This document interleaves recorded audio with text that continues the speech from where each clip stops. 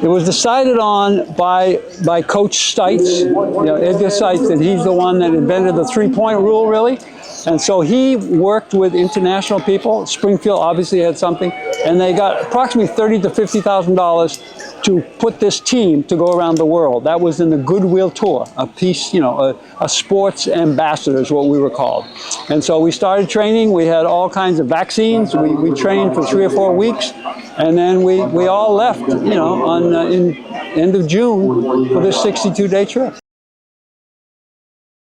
Favorite memory is, for me, I work in the environmental field right now, but just to see the culture, because I grew up on a dirt farm. I had never flown or anything, so for me to be in front of the Taj Mahal or some of the other places opened up a whole new area that influenced my adult life and my careers, because I now am an environmentalist. I work with UMass, and we work about alternative separate learning. And what you know about the world is what, so the ecology that I'm teaching right now can happen anywhere in the world. So I was introduced to a new culture. Some had never met Americans. Basketball was a total new sport. I think it's this one here. This encapsulates that this is in front of the Taj Mahal, and this is an internationally known center. So we were there. We had read a little history of that, but that was part of it. And then our connections as a team. We've been coming together for 60 years. Every 2 years we have a reunion, and we tell stories. We come together, and we're realizing that what was happening in '65 is very similar to what's happening in 2025.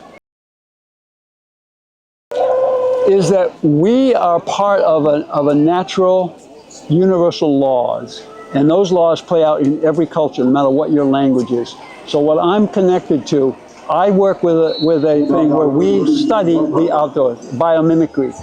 And if the bird and the book disagree, listen to the bird.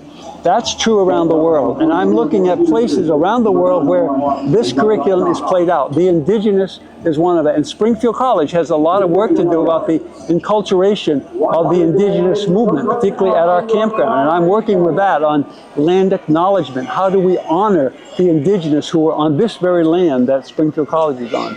Deep work. Springfield College has an amazing international network. So all of my connections have been based on Springfield College. When I travel around the world, even in Russia, I was able to access Springfield College graduates. So that was part of it. But beyond that, it was the vision of the spirit, mind, and body, because spirit and body, that's spirit, mind and body, that's a gut. But the spiritual part, the connection to the earth, the connection to community is what we're talking about. And so it's deep work, and I really appreciate, you young whippersnappers, keeping the story. That's what we got to do.